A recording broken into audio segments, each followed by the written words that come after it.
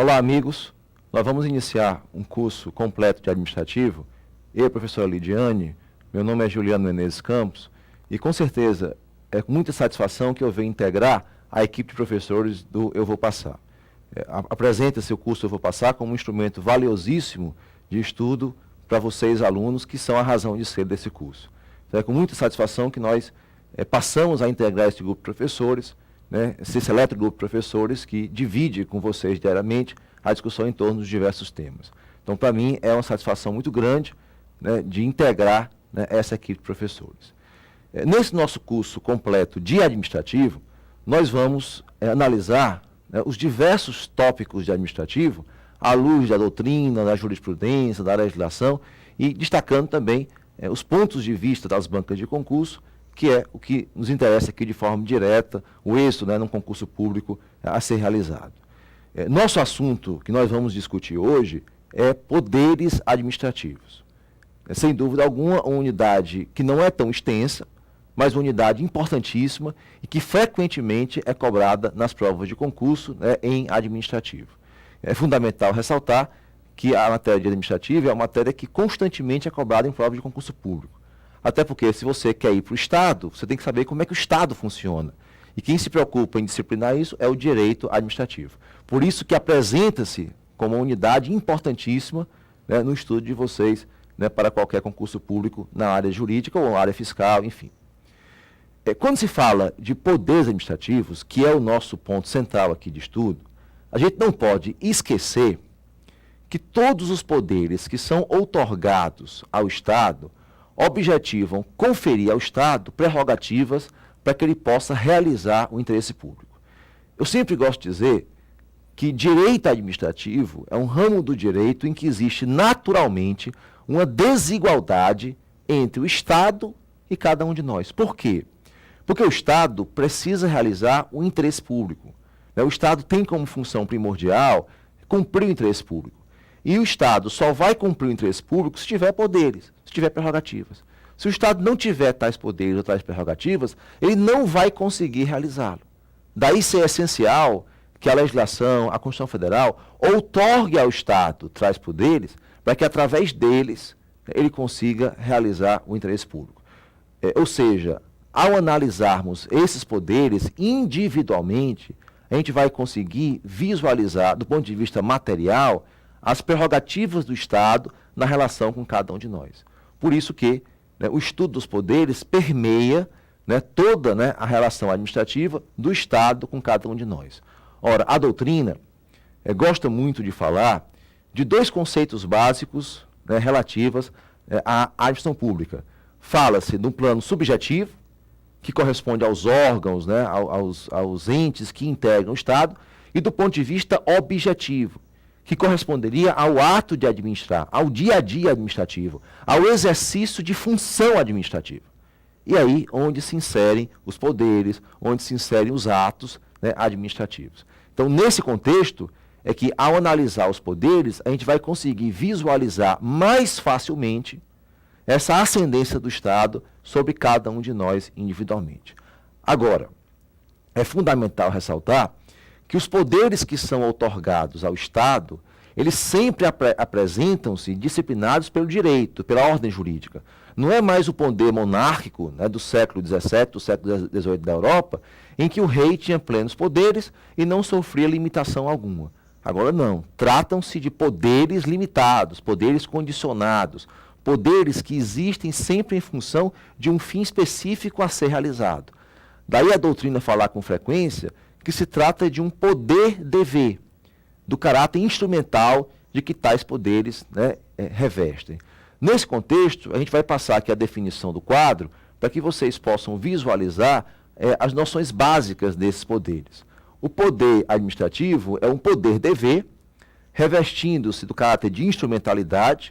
São poderes estatais outorgados ao Estado para que ele consiga realizar o interesse público. Então é aí onde se aparecem esses poderes. Eles aparecem como meios, como instrumentos, para que o Estado consiga realizar o interesse público.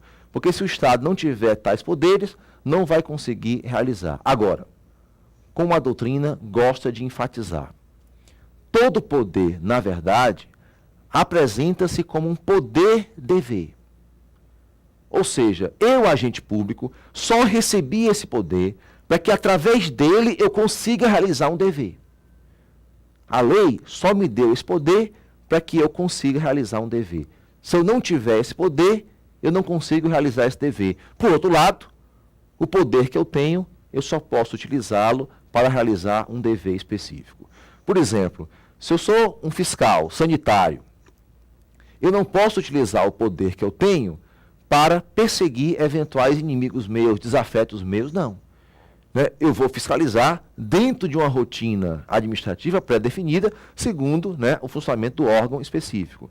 Então, eu não posso utilizar o poder que eu tenho como agente público para perseguir, para favorecer, para beneficiar. Não.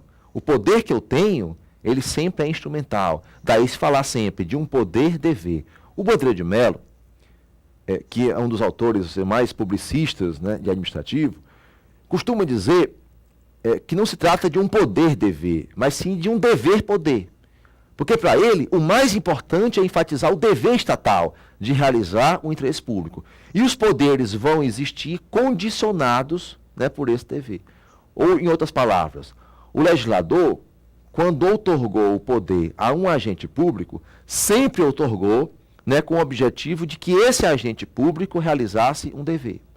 Na verdade, desse fim estatal, ele não pode se afastar. Eu sempre gosto de utilizar a simbologia. É como se colocasse na mão do agente público uma bússola, e essa bússola sempre apontasse para um fim público. E desse fim público, o agente público não pode se afastar. Daí porque eu tenho que trilhar esse caminho específico. Desse caminho específico, eu não posso me afastar. Ora, quando se fala de ato administrativo, matéria que nós iremos discutir mais à frente, nós teremos a oportunidade de visualizar os elementos do ato.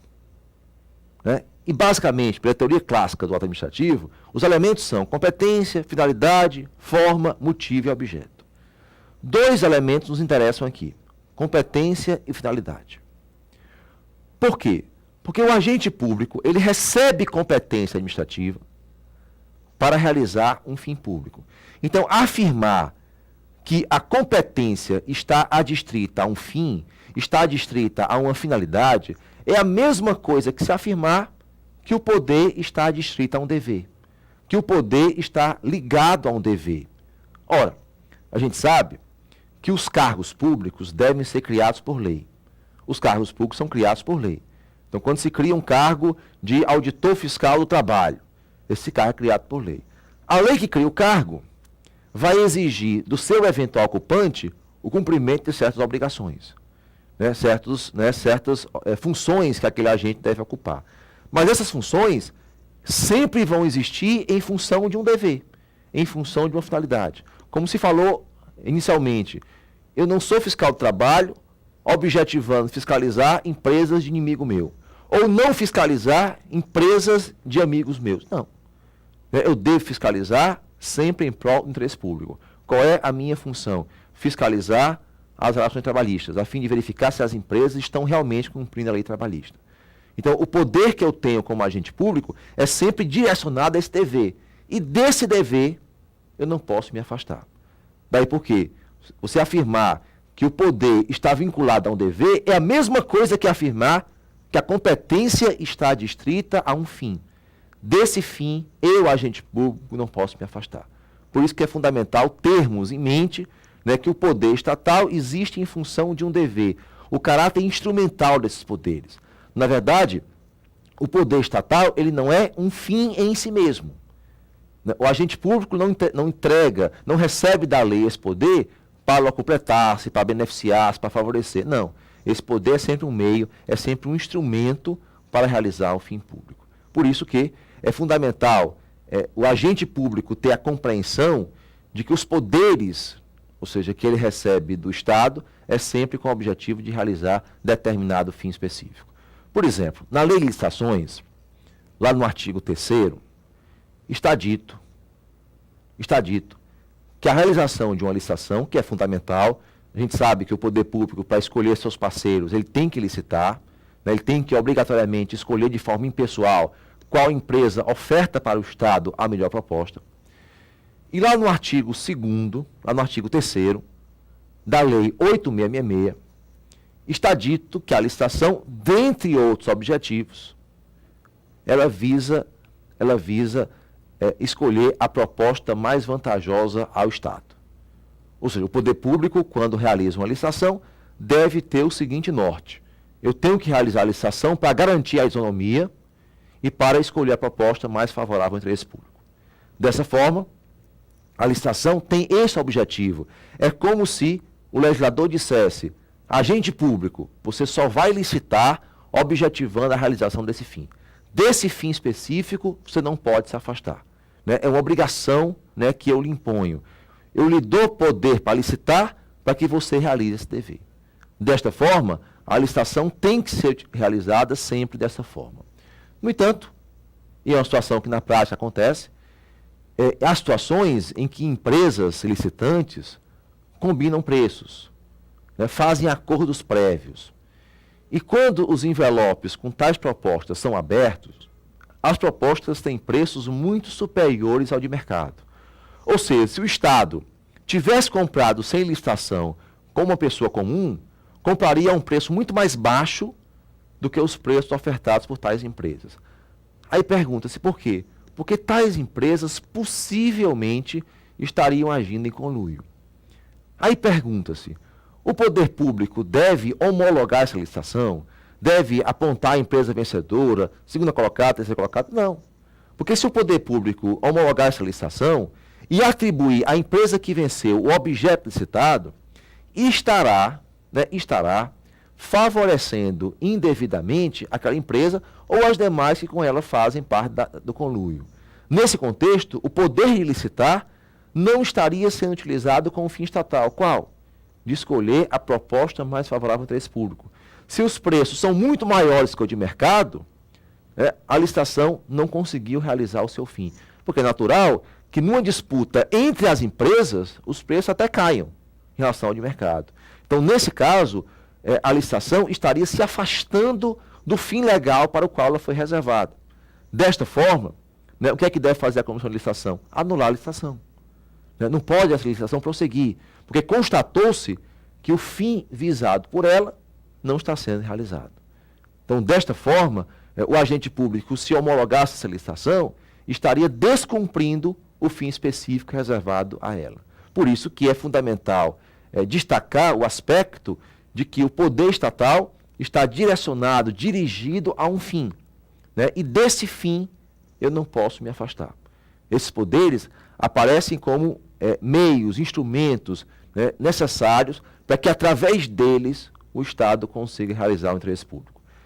Sabe-se que nós, particulares, frequentemente exorbitamos a nossa esfera individual. Nós, particulares, às vezes, individualmente, vamos além do que deveríamos ir. E o Estado aparece como um condicionante, né, como um limitador. Porque o Estado só vai conseguir realizar o interesse público se nos limitar, se nos condicionar. Se o Estado não tiver esse poder, ele não vai conseguir realizar o interesse público.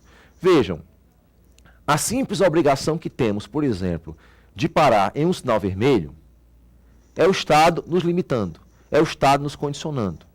E vejo, limitando o nosso direito de ir e vir, direito fundamental. Mas o Estado faz isso por quê? Porque ele precisa me obrigar a parar no sinal vermelho para que possa realizar o interesse público, para que ele possa disciplinar um trânsito. Vocês imaginem grandes cidades, né, como São Paulo, Rio de Janeiro, Fortaleza, Recife, Salvador, né, enfim, né, Porto Alegre, Manaus, Cuiabá, se essas grandes cidades do Brasil não tivessem semáforos. Né, então o Estado precisa me limitar o meu direito de ir e vir para que possa realizar o interesse público. Né, por isso que o Estado tem que ter esse poder de multar, disciplinar o trânsito, disciplinar internamente como é que deve funcionar. Por isso que é fundamental, né, o Estado ter poderes. Agora, que tais poderes sempre sejam direcionados ao fim reservado a esse poder. Desse fim eu não posso me afastar. É obrigação minha, como agente público, usar os poderes que eu tenho inerentes ao meu cargo para realizar o dever reservado, né, àquele poder. Daí, né, se falar sempre que todo poder é instrumental, todo poder é um poder-dever. Então, desta forma, a gente encerra a nossa primeira aula, né, destacando-se mais à frente outros assuntos pertinentes a poderes. Ok? Muito obrigado.